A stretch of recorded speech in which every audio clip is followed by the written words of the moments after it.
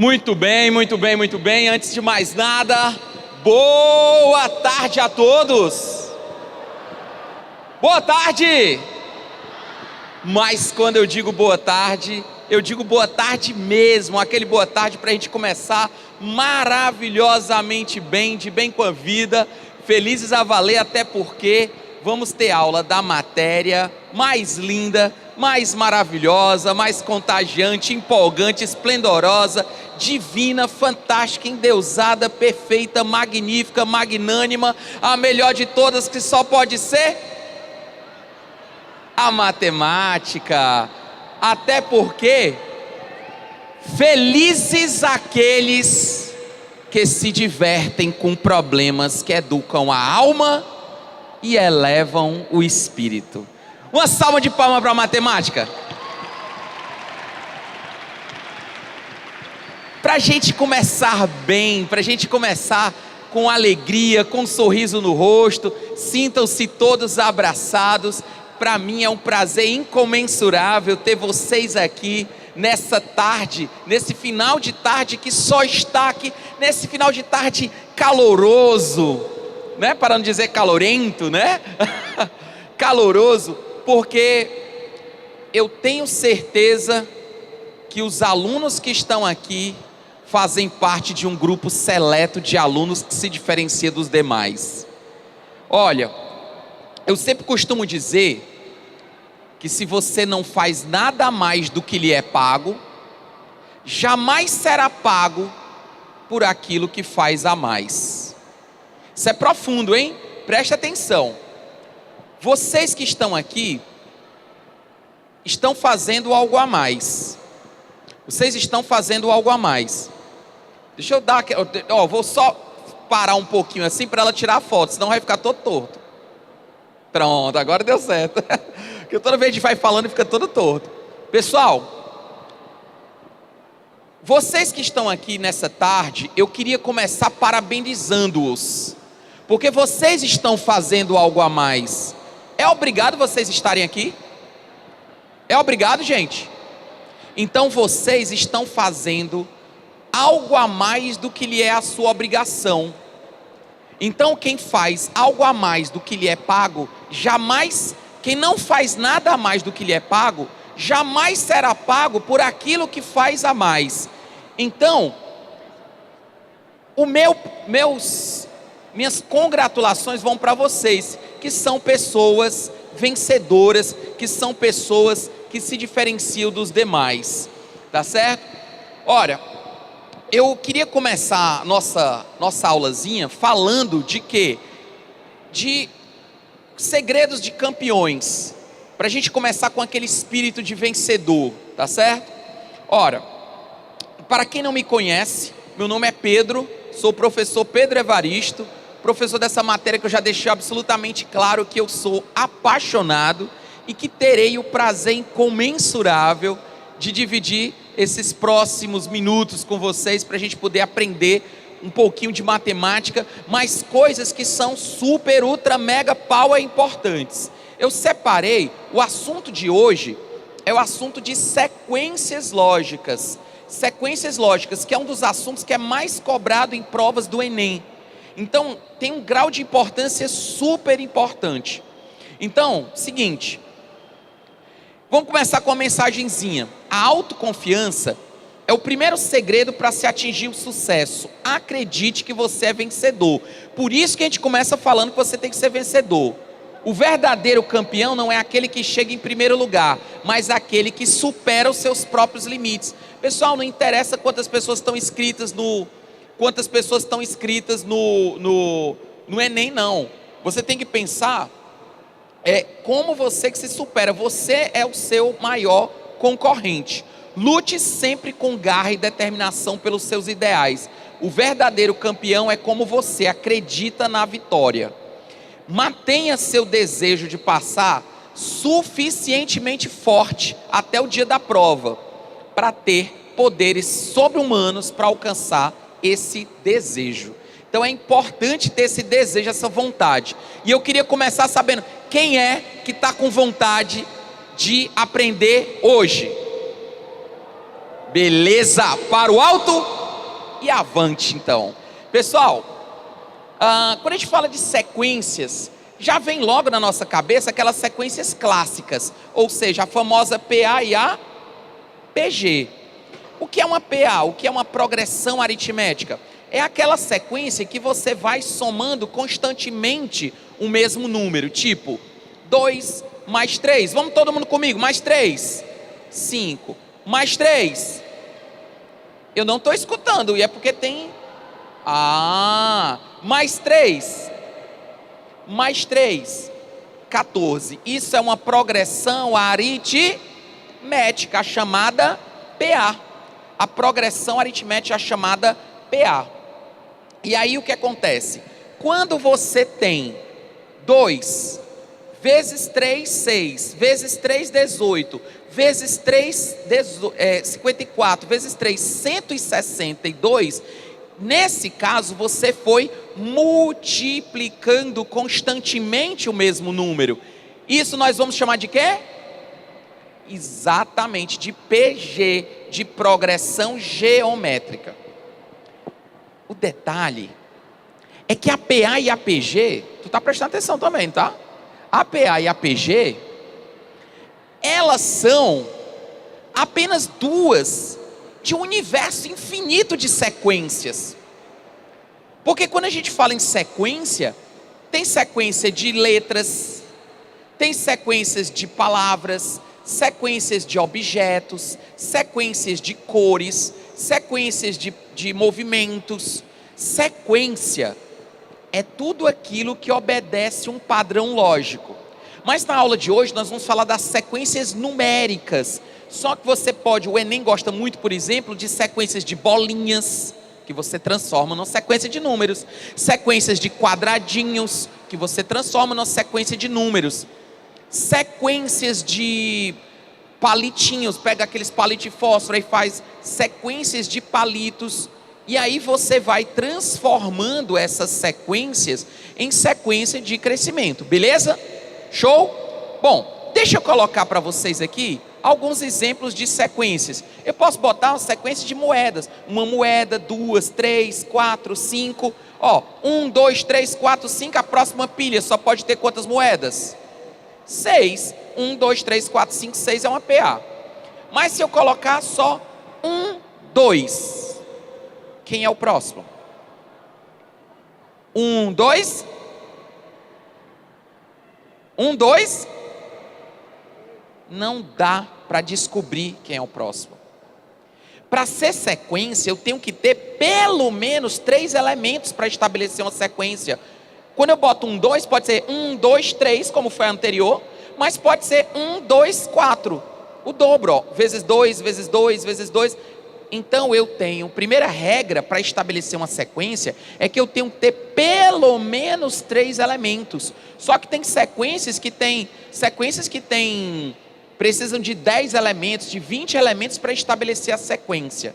Por falar nisso, no Facebook, no Instagram, no WhatsApp, a galera fica passando um monte de sequências, meio que de brincadeira, para passar, para ver quem é que mata. Só que tem muitas sequências que o pessoal bota que tem falha, que está errada. E a gente tem que estar ligado, porque tem um monte de sequência que está errada. Mas Pedro, como que está errada? É porque a galera bota sequência que precisava de mais elementos para estabelecer a lógica, e aí o pessoal meio que força a lógica. Então, de vez em quando, não são questões de prova, não são questões de Enem, tá bom? Então fique tranquilo. São sequências às vezes que são desafios, que não são questões de prova. Então mas essas sequências que eu vou mostrar para você são de prova. Por exemplo, essa daqui, 1, 2, de novo, começou com 1, 2. Só que agora eu botei 1, 2, 4, 7 e não 8. 1, 2, 4, 7, 11, 16. Vamos pensar comigo, vem comigo. Do 1 para o 2, o que foi que aconteceu do 1 para o 2? Vamos lá, fala que eu te escuto. Fala que eu te escuto, diz. Do 1 para o 2 aconteceu o quê? Somou 1. Do 2 para o 4, somou 2. Do 4 para o 7, somou 3. Agora eu vou somar 4. Agora vocês acham que eu vou somar quanto? 5. Somou 1, somou 2, somou 3, somou 4, somou 5. Agora eu somo quanto? Somo quanto? 6. Então o próximo seria 22. Eu pergunto para você e você responde para mim. Essa sequência, ela é uma PA ou ela é uma PG? PA, quem acha que é PA, levanta o braço. Quem acha que é uma PA, levanta o braço. Quem acha que é uma PG, levanta o braço. Quem acha que não é nenhum dos dois? Nenhum dos dois acertou. Quem disse nenhum dos dois? Gente, para ser uma PA, eu tenho que somar constantemente o mesmo número. Eu não somei o mesmo número. Para ser PG, eu tenho que multiplicar constantemente o mesmo número. Então, repetindo, para ser uma PA, eu tenho que somar constantemente o mesmo número. Para ser PG, eu tenho que multiplicar constantemente o mesmo número. Ok? Beleza? Então, isso aí nem é PA, nem é PG. É uma sequência lógica. Então, esse tipo de sequência era para ser... É o tipo de coisa que a gente teria que aprender mais no colégio, porque elas estimulam o raciocínio da pessoa, sem precisar daquele decoreba, sem precisar de... Isso aqui é lógica, tá bom? Eu posso botar uma sequência assim, por exemplo, 1, 4, 9, 16, 25. Gente, essa daqui é campeã. 1, 4, 9, 16, 25, 36, valendo uma maluquinha e 2 pirocópteros. Quem diz para mim quem é o próximo? Diz para mim quem é o próximo. Opa, escutei aqui, 49. Mas o legal é que tem um monte de maneiras diferentes, valeu. Tem um monte de maneiras diferentes de eu descobrir quem é o próximo. Eu posso pensar assim, somou 3, depois somou 5, depois somou 7, depois somou 9, depois somou 11, agora eu somo 13, 49. Beleza. Mas eu podia pensar assim, o primeiro termo é 1 ao quadrado, o segundo, 2 ao quadrado, o terceiro, 3 ao quadrado, 4 ao quadrado, 5 ao quadrado, 6 ao quadrado. Ou seja, tem uma lógica diferente, mas os dois me levam ao mesmo resultado. Quem é o próximo? 7 ao quadrado, 49. Show? Simples, fácil, prático, gostoso e nutritivo. É ou não é?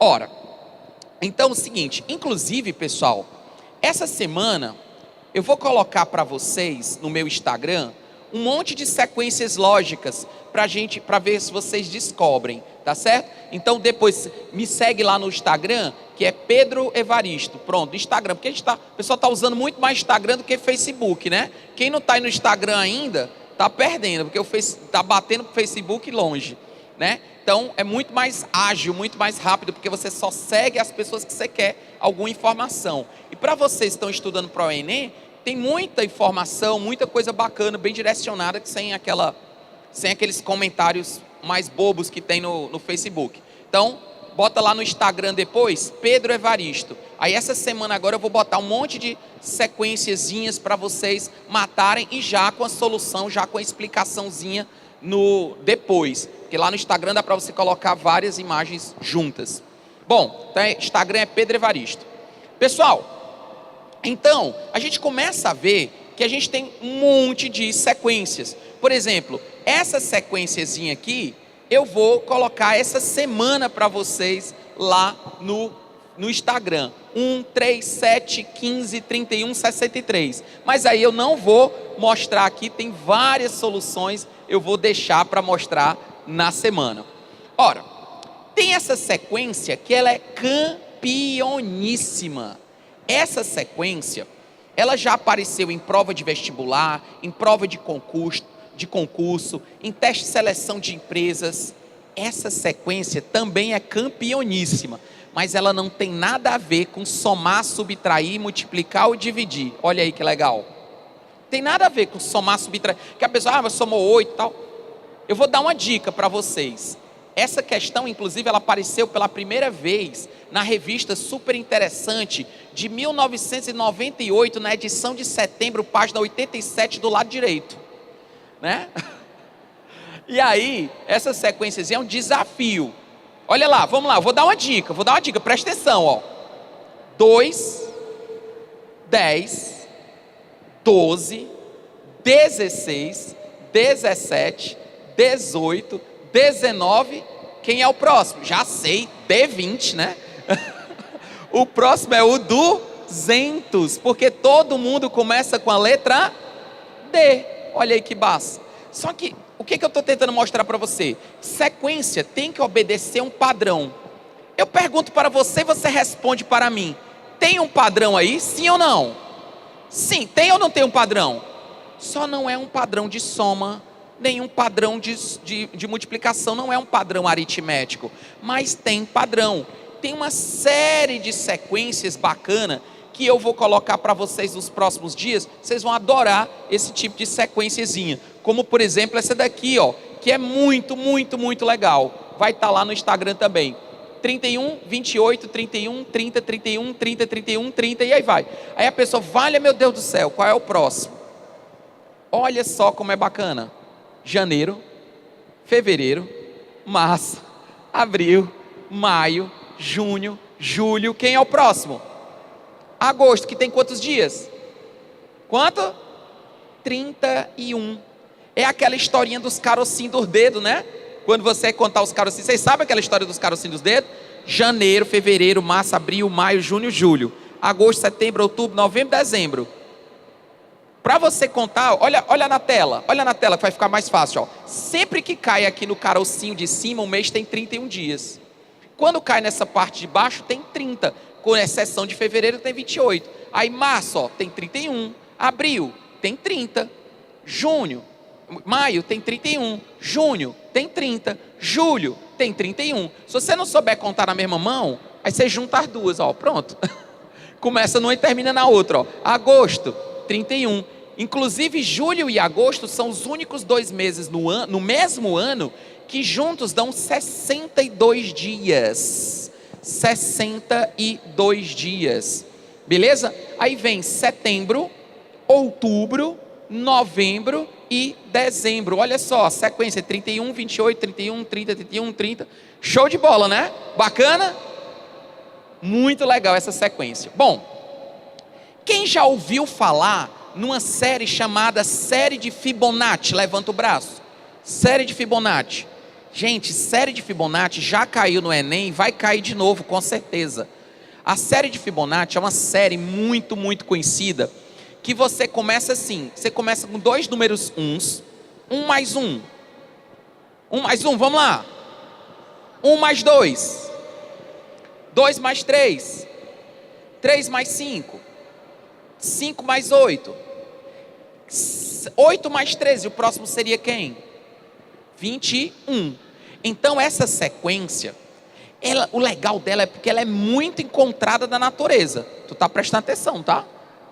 É muito encontrada na natureza. Tá prestando atenção? Sim. Bom, muito bem, né?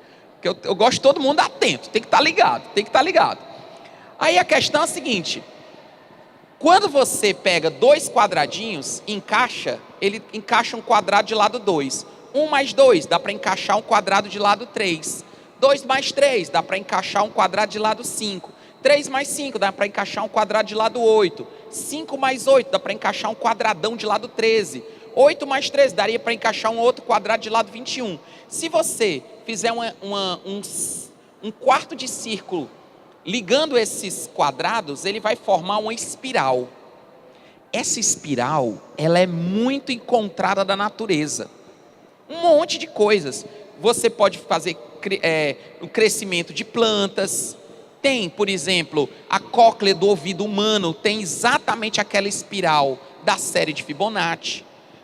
Um furacão, quando começa um furacão, faz exatamente aquela curva da série de Fibonacci.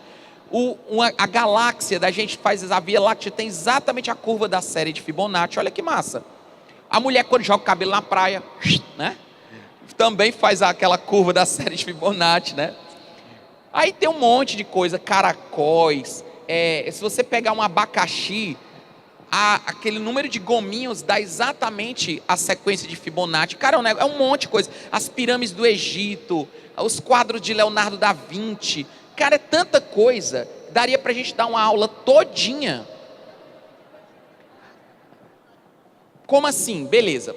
É porque existe uma coisa chamada de razão áurea. Quando você pega o comprimento de um retângulo formado pela série de Fibonacci e divide pela largura dele, dá exatamente 1,618, que é o número chamado de razão áurea. Dizem que é o número que Deus criou para fazer as proporções divinas no planeta. É um negócio, se você olhar no YouTube, caramba, tem muito vídeo massa falando sobre a série de Fibonacci. Se você pegar essa estrela, o pentagrama, se você pegar essa medida dividida por essa, sabe quanto é que dá? 1,618. Se você pegar essa medida dividida por ela, dá 1,618. Se você pegar essa medida dividida por essa, dá 1,618. Gente, no corpo humano, o tamanho da cabeça dividido pela altura dos olhos dá 1,618. Se você pegar, por exemplo, dá um monte de medida. Se você pegar o tamanho de uma mulher, aí a altura dividida pela altura do umbigo, sabe quanto é que dá? 1,618. O tamanho do braço dividido pelo antebraço dá aproximadamente 1,618. Professor, não apaga a luz não, que eu estou ficando com medo, né? Tem muita coisa louca. Aí voltando para a tua pergunta, a pirâmide do Egito, se você pegar a altura da pirâmide do Egito dividida pela largura da base, dá 1,618. Meu irmão, é doideira, cara, porque, sabe por quê? Porque a pirâmide do Egito foi feita há uns 5, 6 mil anos atrás. E isso não tinha nem matemática naquela época. Não existia processo de engenharia, por isso que tem tanto mistério na questão das pirâmides. Aí é outra história muito doida. Vamos lá. Então o que acontece? A série de Fibonacci, o que eu quero que vocês entendam, é esse padrão de crescimento. 1 mais 1, 2, 1 mais 2, 3, 2 mais 3, 5, e aí vai. Tem uma série de coisas que você pode construir. Bom, mas o que a gente vai falar mais especificamente nessa aula é com relação à chamada progressão aritmética e a chamada progressão geométrica. Pessoal, o que é uma progressão aritmética, uma PA? É uma sequência em que você soma constantemente o mesmo número. Pessoal, tem que ser o mesmo número, eu tenho que somar constantemente o mesmo número. Por exemplo, quando o primeiro termo da PA é o que a gente chama de A1, é o primeiro termo da PA. O segundo termo da PA é o que nós chamamos de A2, o terceiro A3, o quarto A4. Se eu quiser o 20º, A20, e o 30º, A30.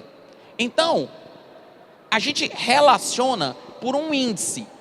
Então, sempre somando constantemente uma razão que eu vou chamar de R. Só que essa razão, vocês sabiam que esse R não é R de razão? Esse R é de resto, porque o resto da diferença entre dois números de uma PA é constante. Se eu pegar o segundo termo menos o primeiro termo, isso aí vai dar R. Se eu pegar o terceiro termo menos o segundo, R. Então esse R não é de razão, como muita gente pensa. É R de resto. É o resto da diferença. E aí vai. Então se eu pegar um AN, que é um geral, menos o AN menos 1, que é o que vem antes, esse resultado, ele vai dar sempre a razão. Olha que bacana. Então, a razão entre dois termos de uma PA, a diferença entre dois termos de uma PA, ela é sempre constante. Então é o seguinte, eu posso ter vários tipos de PA. A PA, ela é chamada de crescente quando a razão ela é maior que zero. Eu posso começar, por exemplo, de menos 20. Mas se eu somar, por exemplo, mais 4, ela vai para menos 16. Então ela é crescente. Então o que importa para ela ser crescente é que a razão, ela tem que ser positiva. Por exemplo, nesse caso, 10 mais 4, 14, mais 4, 18, mais 4, 22. Ela foi uma progressão aritmética crescente. Quando você pega e coloca uma progressão aritmética decrescente, eu somo um número negativo. As pessoas às vezes pensam assim: eu tenho 40, aí eu fiz menos 6, 34, menos 6, 28, menos 6, 22. Não é que eu fiz menos 6, porque a PA sempre eu somo a razão. Então eu somei um número negativo. Ah, Pedro, então quer dizer que eu tinha 40 mais menos 6, mais menos 6, 28. Mais menos 6, 16. Então eu estou somando um número negativo. Então continuo somando. A PA é sempre somando um valor. Só que esse valor pode ser positivo ou negativo. Pedro, e se eu somasse 0 mais 0? 20. Mais 0? 20. Mais 0? 20. É uma PA, gente? 20, 20, 20, 20. É uma PA, sim ou não? Sim, é uma PA constante. De razão 0. Eu já sei que alguém deve estar se perguntando uma coisa. Já já eu falo. Não, deixa eu responder logo. Tem como um número, tem como uma sequência ficar ao mesmo tempo em PA e ao mesmo tempo em PG? Já caiu em prova. É possível uma sequência ficar ao mesmo tempo em PA e ao mesmo tempo em PG? Sim ou não? Quem acha que dá para uma sequência ficar ao mesmo tempo em PA e ao mesmo tempo em PG? Levanta o braço. Olha aí, 23,7% da turma. Então, pouca gente acredita que pode, mas pode. Pedro, como? Está aí o exemplo. 20, 20, 20, 20 é uma PA que eu estou somando mais 4, mais 4, mais 0, mais 0, mais 0. Todo o tempo. É uma PA ou não é? É. Mas é uma PG também? É. 20 vezes 1. 20 vezes 1. 20 vezes 1. 20. Então, para poder uma PA, uma sequência CPA e CPG ao mesmo tempo, o que tem que acontecer? Ela tem que ser constante. Ela tem que ser constante. 20, 20, 20, 20, 20 é PG. 20, 20, 20, 20 é PA. Então é possível.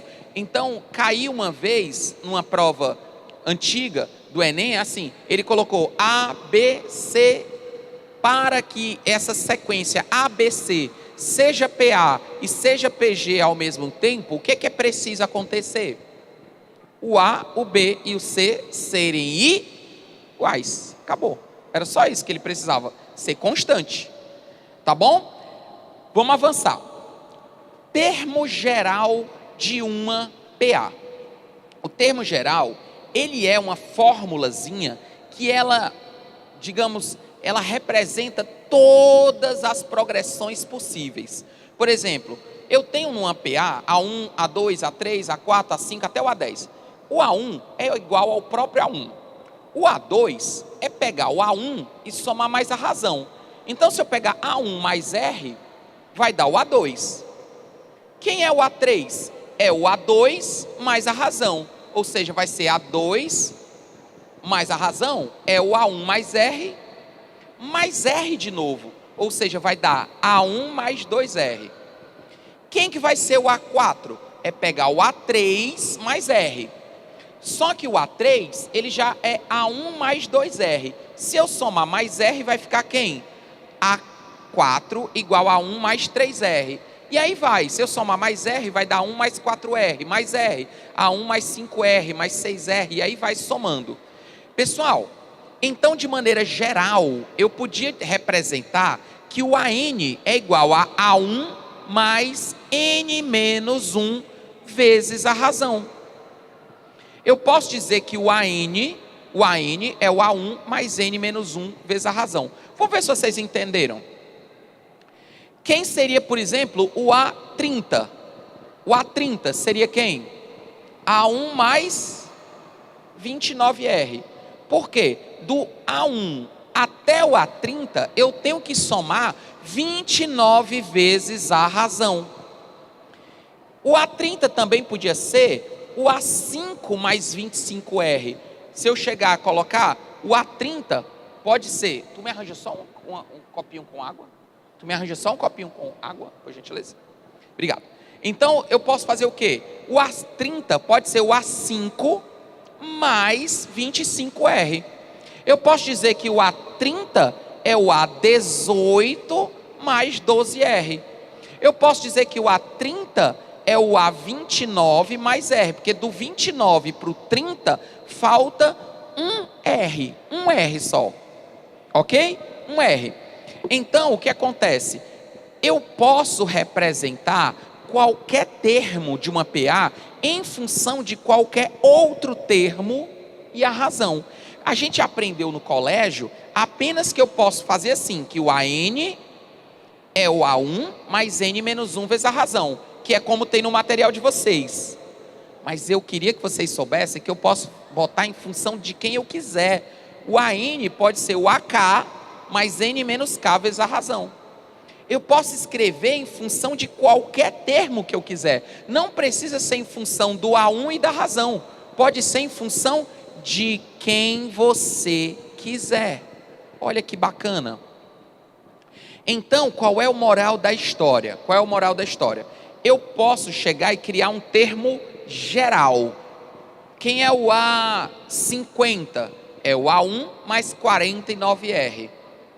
Quem é o A70? É o A1 mais 69R. Então a gente pode sempre escrever entre o A1 e a razão. Tá bom? Vamos avançar.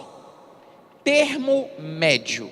Gente, isso aqui é uma das coisas mais importantes para a gente que está estudando para o Enem. Porque o Enem, às vezes... Obrigado, querido. O Enem, o que ele faz? O Enem, ele gosta de colocar, às vezes, uma questão com um texto enorme e fazer uma pergunta fácil. Eu não sei se vocês já perceberam.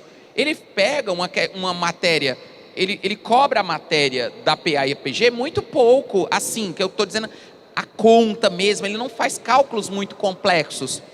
Ele quer que você tenha raciocínio, bom senso, porque o que o Enem quer cobrar são habilidades e aptidões que a matemática desenvolve. A matemática, ela forma melhores hábitos de pensamento e habilita você a usar melhor a sua inteligência. É isso que eu quero que você entenda. Ela habilita você a usar melhor a sua inteligência. Então vamos avançar.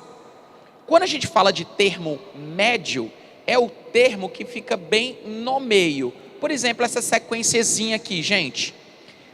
6, 2, 6. Segura aqui para mim só um segundo. Não, só um segundo.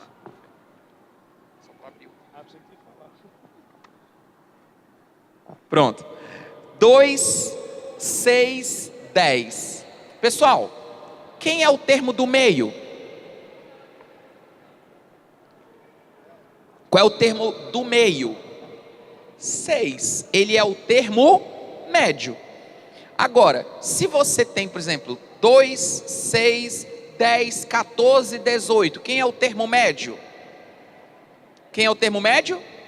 10. É o termo que está bem no meio. E agora?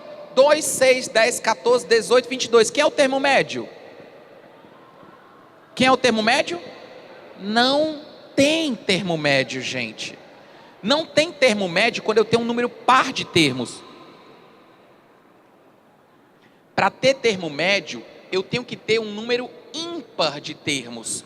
Eu tenho que ter um número ímpar de termos, ou seja, só se eu tiver 7 termos é que eu vou ter o termo médio. E o termo médio, ele normalmente é a média dos termos. É só eu pegar o primeiro mais o último, somar e dividir por 2. Isso me dá o quê? O termo médio.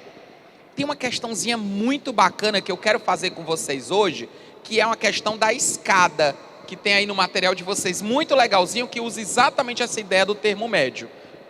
Para que vai servir esse termo médio? Quando você, por exemplo, se você tiver 2, 6, nesse caso só 2 e 6, não tem o termo médio, mas tem a média dos termos. Se eu pegar 2, 6 e 10, o 6, ele é o termo médio, mas ele também é a média dos termos. Se eu tenho 2, 6, 10, 14, não tem termo médio, mas o 8, que fica bem no meio entre o 6 e o 10, ele é a média dos termos. Pedro, como assim a média dos termos? É que você, se você quiser somar 2 mais 6 mais 10 mais 14, é a mesma coisa que somar 8 mais 8 mais 8 mais 8. Se eu tenho, por exemplo, 2, 6, 10, 14, 18. Como o termo médio é 10, é como se eu substituísse todo mundo por 10. Caramba, isso é muito legal. Isso é muito legal, gente, é muito útil. Quando eu tenho, por exemplo, 2, 6, 10, 2, 6, 10, 14, 18, 22, 26, eu posso dizer que o 14 é o termo médio e é a média dos termos. Se eu botar o 30, não tem mais termo médio, mas o 16, ele vai representar a média dos termos. E o que é que isso é importante para a gente? É porque a média dos termos é também pegar o primeiro termo, mais o último, somar e dividir por 2. E isso vai ser importante para quê? Para eu fazer a soma dos termos de uma PA, que isso é super, ultra, mega, power importante. Isso aqui é muito importante. Então é o seguinte, se eu tenho, por exemplo, 2, 6, 10, 14, 18, vamos lá. Eu pergunto para você e você responde para mim. Qual é o termo médio? 10. O 10, sabe o que significa isso? Que em vez de eu somar 2 mais 6 mais 10 mais 14, em vez de eu somar 2 mais 6 mais 10 mais 14, eu podia somar, como o termo médio é 10, eu podia somar 10 mais 10 mais 10 mais 10 mais 10. Eu podia substituir todo mundo por 10, que dava o mesmo resultado. Então, se eu, em vez de eu somar 2 com 6, com 10, com 14, com 18, se eu somar 10 mais 10 mais 10 mais 10 mais 10, dá a mesma coisa. Ou seja, 5 vezes 10, 50. É por isso que a fórmula da soma da PA é só pegar o primeiro termo, mais o último termo, soma, divide por 2, para encontrar a média. Depois você multiplica pelo número de termos. Simples, fácil, prático, gostoso e nutritivo. É ou não é? Ou seja, é só eu fazer a média dos termos e multiplicar pelo número de termos. Gente, isso aqui foi uma sacada. Vocês sabem quem foi que inventou? Vocês sabem quem foi que inventou isso aqui? Um meninozinho de 8 anos de idade, chamado Gauss. O Gaussinho da física, né? O Gauss, quando tinha 8 anos de idade, o professor pegou e mandou eles somarem de 1 a 100. Soma aí, menino. 1 mais 2 mais 3 mais 4 até 100. Aí o que foi? O Gauss percebeu, com 8 anos de idade, e no século 17, ou seja, o negócio o cara é fera mesmo, século 18, eu acho. Aí ele mandou os meninos somar, os meninos tudo bagunçando. Aí o professor, para. Bora, todo mundo aí, pega sua pena e sua tinta e vamos somar aí de 1 até 100. 1 mais 2 mais 3, até 100. Pensando que o menino ia passar uma meia hora para fazer a soma. Deu 5 minutos, lá vem Gauss com a resposta. Tá aqui, professor, 5.050. Rapaz, como é que tu fez isso, rapaz? Trouxe de casa já? Me diga logo aí, rapaz, você está enganando o seu professor? Não, professor, calma. Eu fiz assim, eu entendi que 1 mais 100 é 101. Que 2 mais 99 é 101. Todo mundo é 101. Então eu fiz a média. Peguei o primeiro, mais o último, dividi por 2 e multipliquei por 100. Pronto, foi o que ele fez. Ele entendeu que a média dava sempre 50,5 e que se eu multiplicasse por 100. Então ele sacou essa história. É um pouquinho diferente a história, mas para simplificar foi desse jeito. Bom, aí vem uma progressão geométrica. Para a gente falar de progressão geométrica, qual é a característica da progressão geométrica? Eu multiplico constantemente o mesmo número. Eu multiplico constantemente o mesmo número. Aí o que acontece? Para a gente ter uma progressão geométrica, né? Olha, presta atenção que eu dou aula para vocês olhando para as carinhas de vocês. Então vocês têm que me dar o feedback. Tá todo mundo entendendo? Tá todo mundo entendendo? Ah, tô entendendo. Eu tô olhando as caras. Quem tá olhando assim, aí quando você não estiver entendendo, você faz assim, psh, psh. Aí eu já, opa, tem gente ali que tá com dúvida. Eu volto, presta atenção, tá bom? Eu tô olhando, tô de olho aí, ó, tá certo? Visão além do alcance. Então, a progressão geométrica, eu vou multiplicando constantemente o mesmo número, vezes que. Gente, por que a razão da PA é R? Porque é o resto da diferença. Por que a razão da PG é Q? Porque é o quociente, muito bem. É a divisão. Eu pego o A2 dividido pelo A1 dá quociente Q. Se eu pegar o A3 dividido pelo A2 dá quociente Q. Se eu pegar o A4 e dividir pelo A3 dá o mesmo quociente Q. Por isso que é Q de quociente. A razão entre dois termos seguidos dá sempre igual. Então essa é a grande sacada da progressão geométrica da razão. Então a PG, ela pode ser chamada de PG divergente ou PG convergente. A PG divergente é aquela em que você multiplica constantemente o mesmo. A PG divergente é aquela que você multiplica um número que em módulo é maior do que 1. Tipo 2 vezes 4, 8. 2 vezes 2, 4. Vezes 2, 8. Vezes 2, 16. Vezes 2... ela está se afastando do zero, ela está divergindo. Vocês lembram da física, o que é uma lente divergente? Que faz os raios se afastarem do foco. Ou seja, a mesma coisa, quando você tem uma progressão geométrica divergente, ela se afasta do zero. Pode ser, inclusive, negativo. Por exemplo, menos 2 vezes 2, menos 4, vezes 2, menos 8, vezes 2... também está se afastando do zero. Pode ser que ela é chamada de decrescente. E pode ser uma alternada ou alternante. 2 vezes menos 2, menos 4. Vezes menos 2, 8. Vezes menos 2, menos 16. Vocês estão vendo que o sinal está o mais e o menos, o mais e o menos, o mais e o menos? Porque a razão é negativa. Aí eu chamo de oscilante, alternante ou alternada, porque ela fica o mais e o menos, o mais e o menos. Ela nem cresce, nem decresce. Mas de qualquer forma, ela está se afastando do zero. É isso que eu queria que você entendesse, o que é uma PG divergente. Inclusive é um termo bom para você usar na redação, por exemplo, quando você diz assim, os políticos estão divergindo em relação a uma tomada de decisão, em relação a tal coisa. Divergindo significa o quê? Eles estão cada vez se distanciando mais de um ponto comum. Estão divergindo, as suas ideias são divergentes. É a mesma ideia. Divergindo significa se afastar de um ponto. Assim como convergente, o que é? Convergente é quando eu estou me aproximando de um ponto. Na física, quando você tem uma lente convergente, é quando os raios vêm paralelos, bate na lente, todo mundo converge para um ponto. Lente convergente.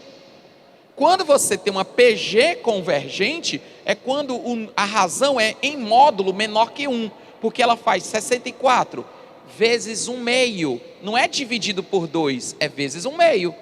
Vezes 1 meio, 64 vezes 1 meio, 32 vezes 1 meio, 16 vezes 1 meio, 8 vezes 1 meio, 4. Ou seja, ela está se aproximando do zero, ela está convergindo. Olha que massa, convergindo. E aí você tem, por exemplo, mas ela pode ser crescente. Menos 64 vezes 1 meio, menos 32. O número está aumentando, ó. Vezes 1 meio, menos 16, aumentou. Vezes 1 meio, menos 8. Então essa é uma PG crescente, mas ela é convergente. E ela pode ser oscilante. O mais e o menos, o mais e o menos, o mais e o menos. E também ela é convergente. Show de bola? Sim ou não? Entenderam sim ou não? Não? Então vamos lá. 4 pessoas não entenderam que eu vi levantando o braço. Então vamos lá. A PG ela é dita convergente quando em módulo, pronto, vamos pensar assim, em módulo o número está diminuindo, em módulo. Mas pode ser que seja, por que eu disse em módulo? Porque se você pegar menos 64 é menor do que menos 32. Menos 16 é maior, menos 8 é maior, menos 4 é maior, o número está crescendo. Mas em módulo, o número está diminuindo, porque ele está se aproximando do zero. Por isso que eu estou dizendo que ela é convergente, ela converge para o zero.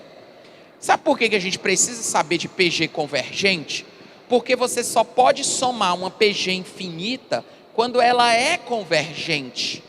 Por exemplo, quando você vai fazer o termo geral da PG, ele funciona para qualquer um. A1 vezes a razão é o A2. Vezes a razão de novo vai ser o A3. Então, se o A2 é o A1 vezes a razão, se eu multiplico vezes a razão de novo, ele vai ficar A1 vezes Q ao quadrado. Vezes a razão, A1 vezes Q ao cubo. Vezes a razão, A1 vezes Q à quarta. E aí vai.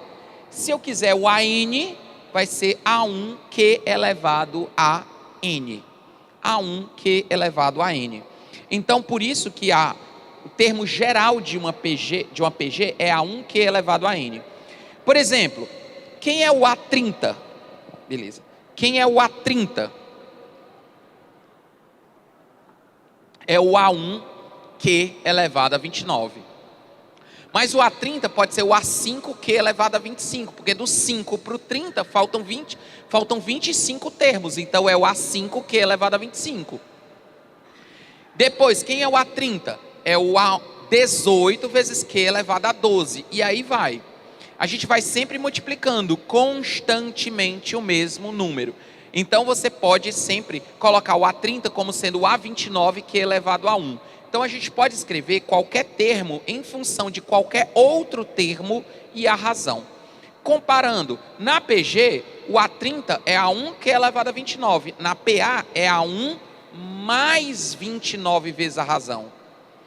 Na PG, o A30 podia ser o A5Q elevado a 25. Na PA, o A30 é o A5 mais 25R. Porque eu vou somando mais R, mais R, mais R, mais R. Então, é só você ver a diferença. O que falta do A18 para o A30, faltam 12R. Do A29 para o A30, faltam 1R. Então, você começa a raciocinar dessa maneira. Beleza? Bom, então, o termo geral de uma PG é A1Q elevado a N menos 1. A1Q elevado a N menos 1, porque é do 1 para o N faltam N menos 1 termos. Mas eu podia generalizar e dizer que o AN é o AKQ elevado a N menos K. É o AKQ elevado a N menos K. Bom, então é o seguinte, quando você tem a soma dos termos de uma PG. A soma dos termos de uma PG é uma formulazinha que a única que eu vou querer que vocês saibam é a SN é o A1Q elevado a N menos 1 sobre Q menos 1. Essa é a fórmula da soma dos termos finitos de uma PG. Pedro, cai muito essa fórmula da soma dos termos de uma PG? Não cai muito, sendo muito sincero com vocês. Cai pouquíssimo. O que cai mais? A soma dos termos infinitos. Vixe, Pedro, então vai ficar mais difícil. Não, é muito mais fácil.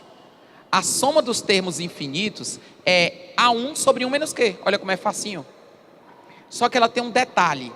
Só pode usar a soma dos termos infinitos quando ela é convergente. Por isso que eu comecei explicando para vocês o que era uma PG convergente, o que era uma PG divergente. Eu comecei explicando isso para vocês porque isso que é importante. Eu só tenho como aplicar essa fórmula se ela for uma PG convergente. Mas Pedro, por quê? Tu imagina que a pessoa tem uma barra de chocolate e ela quer comer todo dia essa barra de chocolate, que ela dure para sempre. Será que dá? No primeiro dia ela come a metade da barra. Aí no segundo dia ela vai e come a metade da barra. No outro dia ela come a metade da metade da metade. Aí no outro dia a metade da metade da metade da metade da metade. Depois a metade da metade da metade da metade da metade. Depois a metade da metade, só um pedacinho, meu amigo. Daqui a pouco só dá para ela dar uma lambidinha assim. E depois só dá para ela passar o dedo e sentir o cheiradinha. Pronto, acabou. No instante, acaba. Ou seja, tem uma hora que os pedaços ficam tão pequenos, mas tão pequenos, ficam infinitesimalmente pequenos, que eles são desprezíveis. É como se eu chegasse e dissesse assim, ó, eu vou andar um passo, depois eu vou dar meio passo, depois eu vou dar só um passo, metade da metade da metade de um passo, depois a metade da metade da metade de um passo, depois a metade, daqui a pouco eu só estou dando uma balançadinha aqui, não consigo nem sair do canto. Porque os passos ficam tão pequenos que são desprezíveis. Metade, oitavo, 1/16, 1/32, depois não sai nem do canto. Final das contas, acaba funcionando como se fosse o dobro do primeiro passo. Se o primeiro passo for meio, e o segundo um quarto, depois um oitavo, é como funcionasse, como se somasse um inteiro. Então quando ele soma um meio, mais um quarto, mais um oitavo, mais 1/16, somando dá um inteiro de volta. Se eu começar com um passo, e depois meio, depois a soma vai dar 2. Sempre, quando a razão é um meio, a soma sempre é o dobro do primeiro termo, sempre. Sempre, sempre, sempre. Por exemplo, sempre que você faz uma soma, e é um meio vezes um meio vezes um meio vezes um meio, o primeiro termo sempre é a soma, sempre o primeiro termo vai ser o dobro do primeiro, sempre.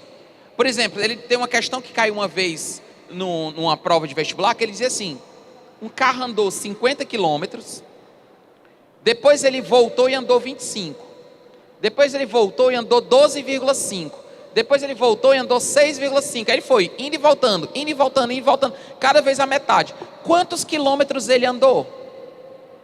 A primeira vez ele andou quanto que eu disse? Ele andou 50, não foi que eu falei? Depois 25, depois 12,5, depois 6,25. Sabe quanto é que ele vai somar depois no final? 100, porque é o dobro do primeiro.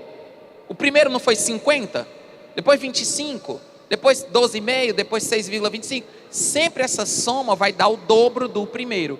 É só você aplicar na fórmulazinha, você vai ver que vai acontecer isso.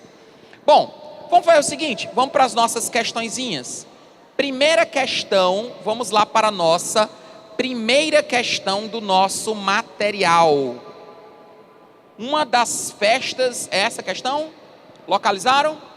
Página qual? Diz aí para mim. 22? Página 22. Seguinte. Quando você diz assim, uma das festas mais tradicionais do catolicismo, o Corpus Christi, não é celebrado em um dia específico. Gente, vocês já perceberam que o Natal, que o Carnaval todo ano muda de data? Vocês já viram que o Carnaval todo ano muda de data? E vocês já viram que a Semana Santa todo ano muda de data? E o Corpus Christi também. Mas na verdade, eles definem uma data. Por exemplo, o que é definido mesmo? É o domingo de Páscoa. Quando o que a Igreja Católica define é o domingo de Páscoa.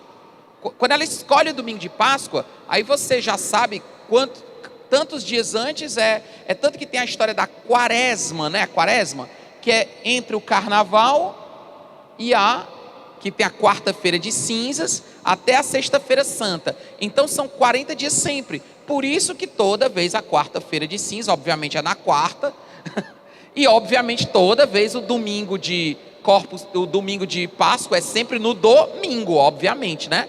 Aí o que acontece? Mas muda de data de um ano para o outro. E aí o que acontece? E tem outra coisa interessante que é o Corpus Christi.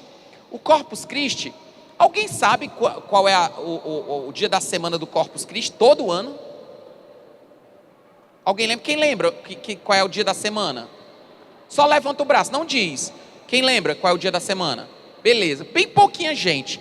Pedro, se eu já soubesse, eu podia marcar direto? Sim, porque todo ano é o mesmo dia. Só que ninguém lembra obrigatoriamente. Então vamos lá. O que a questão falou é que o Corpus Christi é celebrado em um dia específico, todo ano. Tradicionalmente, o Corpus Christi acontece 60 dias após o domingo de Páscoa. Pronto. A questão acabou aí. Não precisava ler mais nada da questão. As questões do Enem, elas têm muito disso. As questões do Enem, elas têm muito disso. Eu não preciso, às vezes, ler o texto todinho para poder ir até a resposta. Às vezes, nesse momento, você pode fazer o quê? Leia o comando da questão. O que a questão pediu? Você, às vezes, vai logo direto para a questão e pergunta o que ela pediu, para poder ver se é necessário ler o texto. Porque, às vezes, é só mesmo informação que não é usado. O termo Corpus Christi vem do latim e significa corpo de Cristo, de modo que a festa, instituída pelo Papa Urbano IV no século XIII, propõe a celebrar a Eucaristia, ou seja, a presença simbólica do corpo de Cristo na história. No Brasil, o dia do Corpus Christi é marcado pela confecção de tapetes em diversas cidades do Brasil, pelas ruas onde passa a procissão do Corpus Christi. Tapetes feitos de serragem colorida, areia, farinha, entre outros. Outros materiais trazem temas cristãos, bíblicos e retratam especificamente a Eucaristia. Gente, isso aí não acrescentou nada na questão. Apesar de não ter um dia do ano específico para a sua comemoração, o dia do Corpus Christi sempre ocorre Vamos lá. Gente, vamos pensar, que dia é hoje da semana? Que dia é hoje da semana? Daqui a 7 dias, cai que dia da semana? Hoje é domingo. Daqui a 7 dias, cai que dia da semana? Olha aí, eu escutei muita gente dizendo sábado, eu escutei gente dizendo domingo, e eu escutei gente dizendo segunda.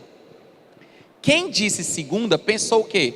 Eu pulo 7 dias, segunda, terça, quarta, quinta, sexta, sábado, domingo, 7 dias e cai na segunda. Tá errado, não é isso. Quem disse sábado, e foi muita gente, eu escutei muitas vozes, também está errado. Olha aí, sabe por quê? É porque eu tenho certeza que quem pensou no sábado é porque lembrou da missa do 7º dia. A missa do 7º dia, ela acontece, não são 7 dias depois do dia de falecimento, é no 7º dia de morte. Como assim? Vamos supor que por infelicidade uma pessoa faleça no domingo, o 7º dia vai ser o quê? O dia que a pessoa morreu é o 1º dia de morte. Amanhã é o 2º, depois 3º, 4º, 5º, 6º. Quando chega o 7º dia, é o sábado. Porque não são 7 dias depois que a pessoa morreu. É o 7º dia. Então, toda vez que usar o número ordinário, 1º, 2º, 3º, conta com aquele dia. Mas quando eu digo daqui a um dia, daqui a 2 dias, daqui a 3 dias, não conta com o dia de hoje. Então, o moral da história foi justamente esse. Quando ele disse assim, 7 dias depois de um domingo. 7 dias depois de um domingo, gente, é outro domingo. Um dia depois de um domingo é segunda. 2 dias depois é terça. 4 dias é quarta. Gente, nós estamos aqui estudando para o Enem. Então vale a curiosidade de você saber quem é aqui que sabe, por exemplo, por que que a semana tem 7 dias. Quem é que sabe por que que a semana tem 7 dias? Levanta o braço. Olha aí, eu não estou vendo ninguém. Uma pessoa, 2, 3. Gente, pouquíssimas pessoas sabem por que é que a semana tem 7 dias. E sabe por que é? Por conta do ciclo da lua. Professor, por pensar que era por causa da Bíblia, que Jesus, né, que é o que Deus fez o mundo em 7 dias. Não tem nada a ver, gente. Tem nada a ver. O que acontece, o que faz com que... eu vou tirar uma foto de vocês aqui agora. Então, o que faz com que o ciclo, o que faz com que tenha 7 dias é porque a lua tem um ciclo de aproximadamente 28 dias. Se você for ver, se tem lua cheia numa segunda-feira, a próxima lua cheia, ela vai dar mais ou menos em 4 segundas-feiras. São mais ou menos 28 dias, um pouquinho mais. Aí, mas o que acontece? A lua tem quantas fases? A lua tem quantas fases, gente? Tem 4 fases. A lua tem 4 fases. Lua nova, lua crescente, lua cheia, lua minguante, aí volta para a lua nova de novo. Ou seja, se você pegar esses 28 dias e dividir por 4, dá quanto? Dá quanto? 7. Por isso que a semana tem 7 dias. Porque eles olhavam para a lua,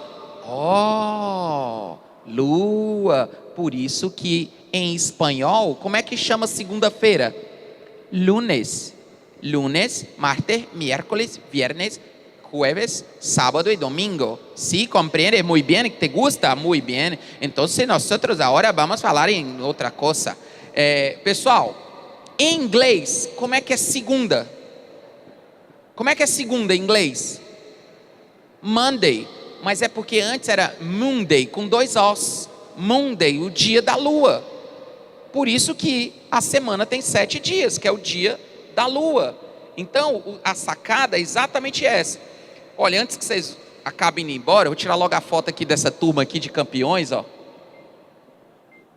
Tem que ter, né? Aí, pronto. Então é o seguinte, ó.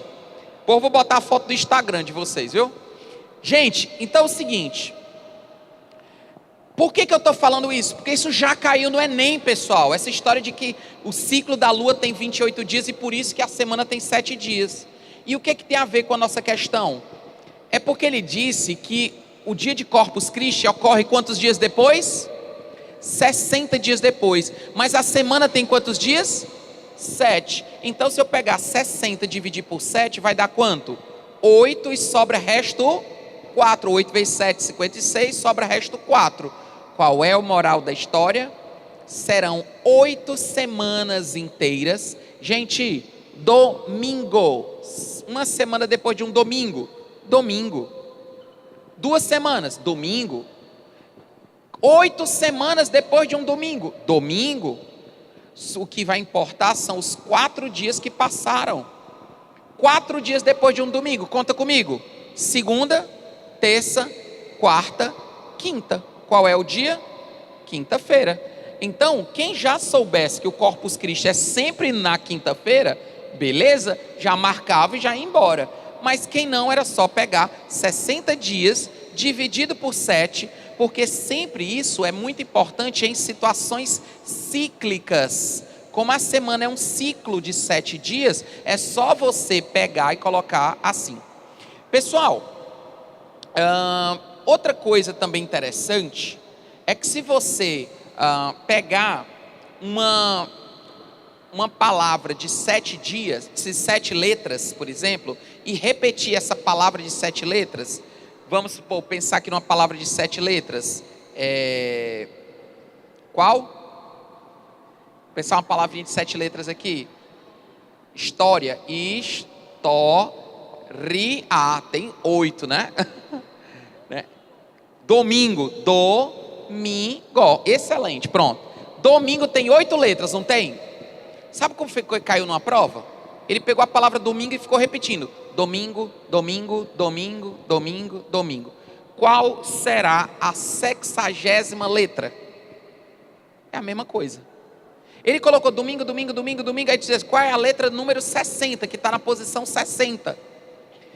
Se domingo tem 7 letras, então eu pego 60, divido por 7, dão 8 palavras domingo completo, 8 ciclos, e vão sobrar 4 letras no fim. D-O-M-I. Pronto, a 60ª letra é a letra I. Isso é o que a gente faz para situações cíclicas. Beleza? Vamos avançar. Então a resposta é o item D de dado. Questão 2. Uma professora realizou uma atividade com seus alunos utilizando canudos de refrigerante para montar figuras, onde cada lado foi representado por um canudo. A quantidade de canudos C de cada figura depende da quantidade de quadrados que formam uma figura. A estrutura de formação das figuras está representada a seguir. Ele colocou, a figura 1 tem 4 canudos. A figura 2, o que foi que aconteceu da figura 1 para a figura 2?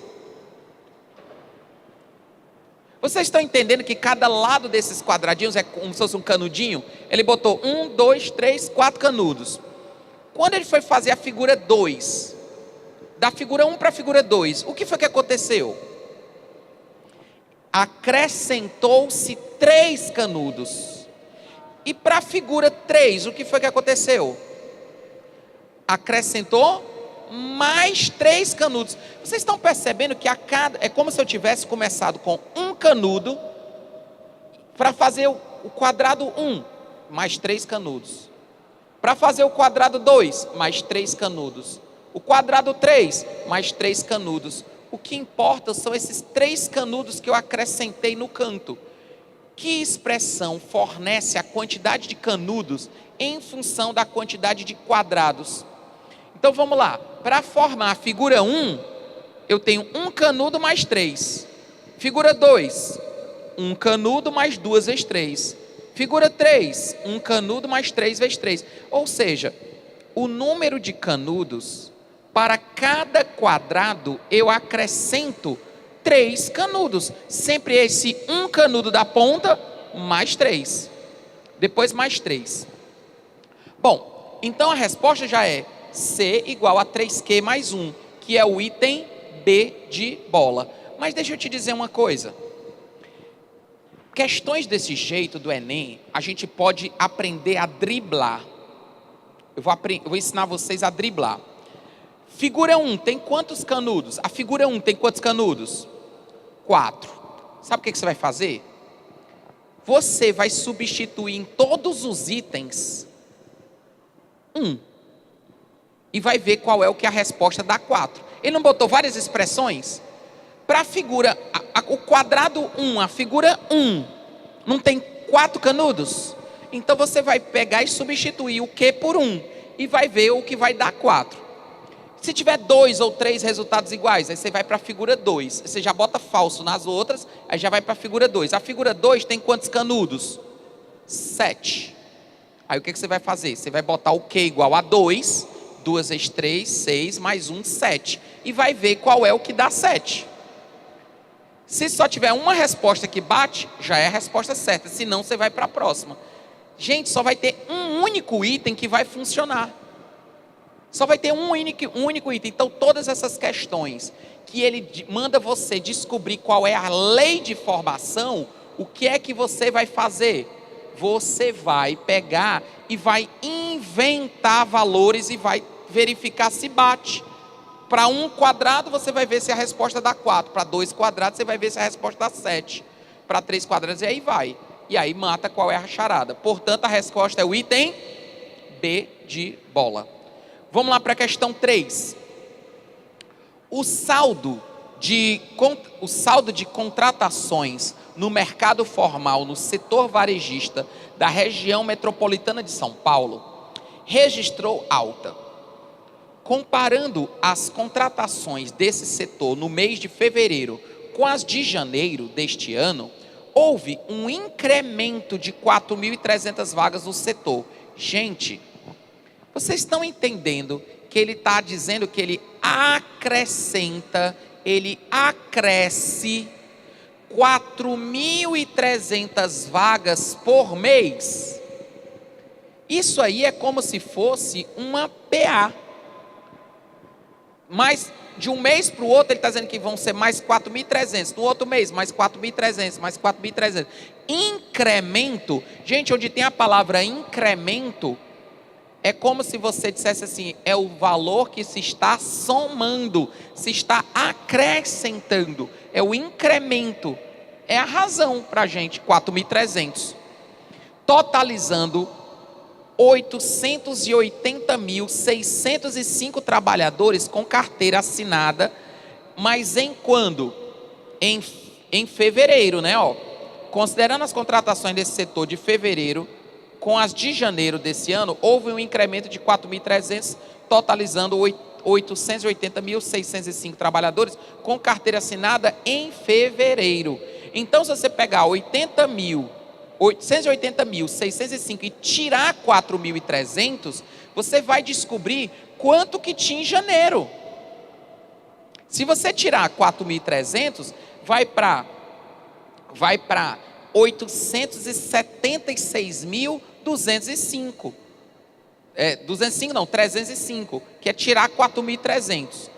Bom, supondo que o incremento de trabalhadores no setor varejista seja sempre o mesmo nos 6 primeiros meses, considerando que Y e X representem, respectivamente, as quantidades de trabalhadores no setor varejista e os meses, janeiro, sendo o primeiro mês, fevereiro, o segundo mês, e assim por diante, a expressão algébrica que relaciona essa quantidade nesses meses é: queridos, esse número que ele deu, 880.605, representa que mês?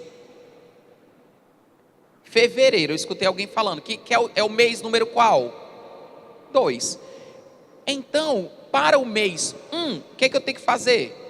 Tirar 4.300. E se eu quero o mês 0, quer dizer, antes do primeiro mês, eu tenho que tirar 4.300 de novo. Então, por isso que a fórmula vai ser Y igual a 872.005 mais 4.300x. De onde é que veio esses 872.005? Eu tirei 4.300, depois tirei 4.300 de novo. Porque é o seguinte, 880.605 era exatamente do mês 2. Só que, ou seja, quando eu substituir o X por 2, o resultado vai ter que dar 86 mil. Então, o que foi que eu fiz? Eu tirei 2 vezes 4.300, ou seja, 8.600. Se eu tirar 8.600, eu volto para o zero. Ou seja, sem nenhum acréscimo ainda.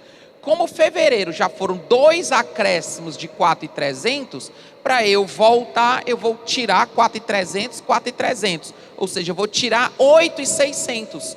É daí onde vai aparecer esses 870.005. Que a resposta vai ser o item C. Aí alguém deve estar pensando assim: Pedro, mas essa questão ela é muito mais uma questão de função do que de progressão. Sim, eu posso pensar ela como uma questão de função, mas eu posso pensar como progressão se você pensar assim: o A2, tirando uma vez 4.300, aí vai para 872.305, aí tirando de novo, 876.305. Aí se eu tirar 4.300 de novo, aí ele cai para 872.005. Ou seja, é só voltar 2 meses antes de janeiro acrescentar 4.300 e antes de fevereiro acrescentar 4.300, que é para poder você descobrir o Y na data 0. O problema é que é data 0, janeiro, data 1, fevereiro, data 2, porque esse resultado é ao final de fevereiro, ao final de janeiro, tá bom? Então a resposta é o item C de casa. Questão 4. Em um trabalho escolar, João foi convidado a calcular as áreas de vários quadrados diferentes dispostos em sequência da esquerda para a direita, como mostra a figura. O primeiro quadrado da sequência tem lado medindo 1 centímetro, o segundo tem lado medindo 2, o terceiro lado 3 e aí vai. O objetivo do trabalho é identificar enquanto a área de cada quadrado da sequência excede, ou seja, a diferença, a área do quadrado anterior. A área do quadrado que ocupa a posição n da sequência foi representado por AN. Para n maior ou igual a 2, o valor da diferença AN menos AN menos 1 em centímetro quadrado é igual a quanto? Ora, a figura 1 tem 1 quadrado de lado 1, então 1 ao quadrado. A figura 2, 2 ao quadrado. A figura 3, 3 ao quadrado, 4 ao quadrado, 5 ao quadrado, 6 ao quadrado, beleza? A figura N, quanto vai ser a área? Se a figura 5 é 5 ao quadrado, a figura 6 é 6 ao quadrado, a figura N vai ser quanto? N ao quadrado. E a figura N menos 1? N menos 1 ao quadrado. Então, o que ele quer é essa diferença. Então, o que ele está pedindo é essa diferença. N ao quadrado menos N menos 1 ao quadrado. Só que N menos 1 ao quadrado é quadrado do primeiro menos 2 vezes o primeiro vezes o segundo mais o quadrado do segundo. Ou seja, N ao quadrado menos 2N mais 1. Quando eu tirar isso aí do parênteses, o menos N ao quadrado vai ficar N ao quadrado menos N ao quadrado. Então, cancela. O menos com esse menos aí vai dar mais, então vai dar 2N menos 1. Então, a resposta é 2N menos 1.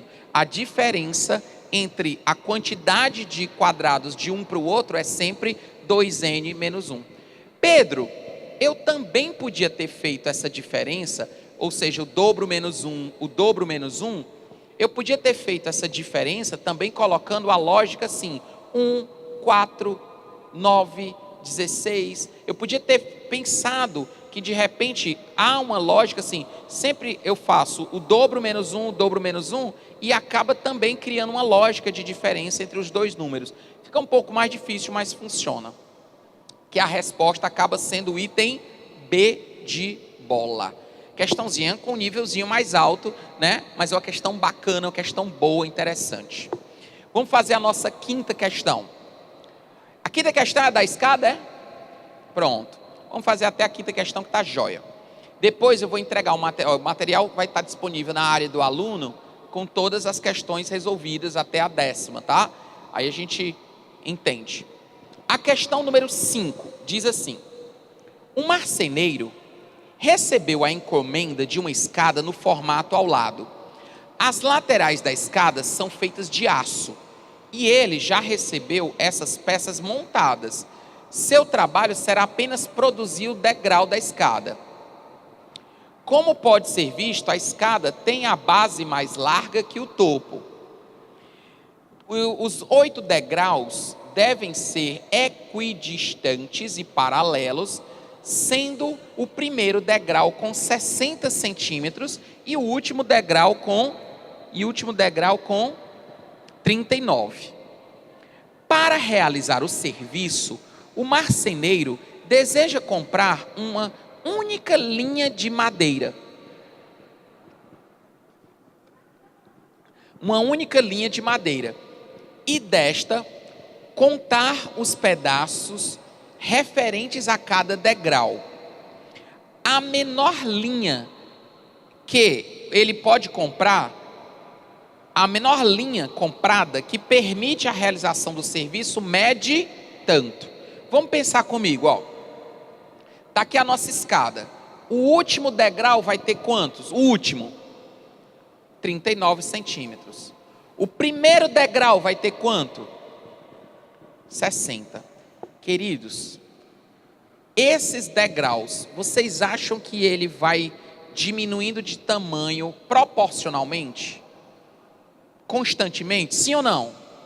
Sim, porque a lateral é uma reta, não é uma curva. Então ele vai diminuir sempre o mesmo tanto de centímetros, de um degrau para outro. Então você percebe rapidamente que esses degraus vão estar em PA. Eles vão decrescer linearmente. E o que isso significa? Lembra aquela história que eu falei? Que quando uma coisa vai diminuindo linearmente, basta você fazer o quê? A média. Pega o primeiro degrau mais o último, soma, divide por 2 e vai dar 49,5. O que significa isso? É como se todos, em vez de eu tentar descobrir o valor de cada degrau, essa questão, ela foi feita para as pessoas fazerem através de PA. Como? Eu sei o A1, que é 60. Eu sei o A8, que é o oitavo degrau, que é 39. Aí ele quer que você faça A8 é igual a A1 mais 7R. E descubra a razão. Depois você vai acabar tentando resolver a questão, tentando fazer a PA, mas não precisa.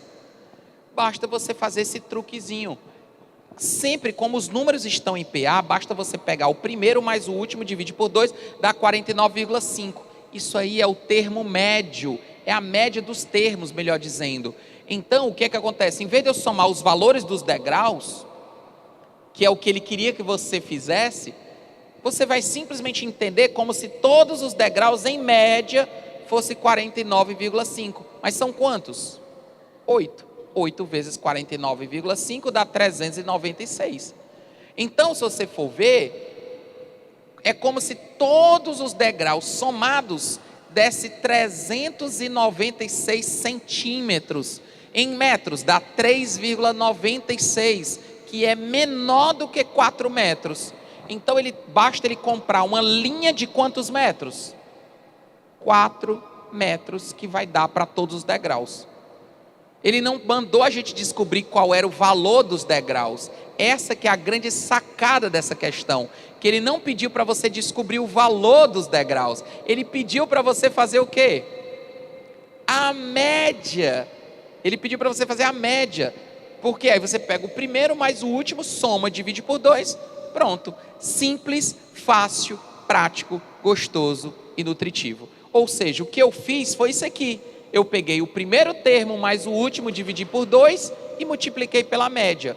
Que a resposta é o item C de casa. A resposta é o item C de casa. Beleza? Então, meus queridos, eu queria dizer para vocês que foi um prazer incomensurável. Até o nosso próximo encontro. Espero que vocês tenham gostado. Tenham uma semana maravilhosa. Um forte abraço. E que a força esteja com vocês. Para o alto e avante. Valeu!